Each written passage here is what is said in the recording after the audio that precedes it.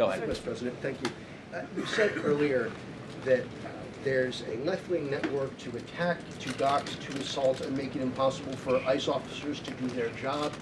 You told my colleague just now that there's an investigation going on into that network. Yep. So if everything that you say is true, how does being part of that network justify being shot? Well, being part of the network doesn't justify being shot, but ramming an ICE officer with your car, that's what justifies being shot. It's not a good thing, by the way, but when you force somebody to engage in self-defense, it's almost a preposterous question. I'm not saying that funding some of this stuff justifies capital punishment. Nobody would suggest that. The reason this woman is dead is because she tried to ram somebody with her car and that guy acted in self-defense. That is why she lost her life, and that is the tragedy. Now, there may be other violations of the law and other penalties that are associated with those violations of the law. For example, if you are funding violence against our law enforcement officers, I'm not a prosecutor. My guess is that's not the sort of thing that earns capital punishment, but it should sure as hell earn you a few years in prison if you're funding the effort to try to assault our law enforcement officers. I'm sorry, guys, what's going on here?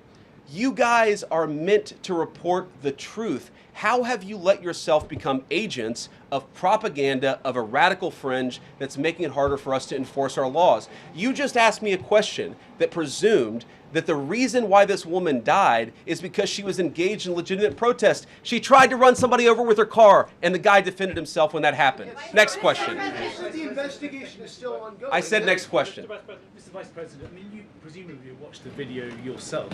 There's not the slightest doubt in your mind, having viewed it, that the victim, you still believe that she deliberately tried to ram him despite seeing this video?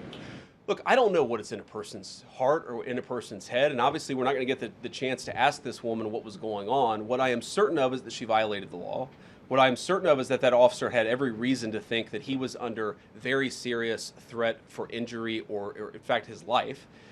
What I'm certain of is that she accelerated in a way where she ran into the guy.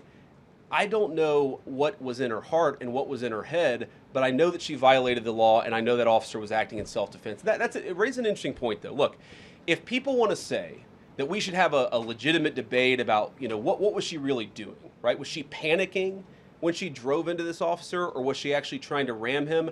That's a reasonable conversation.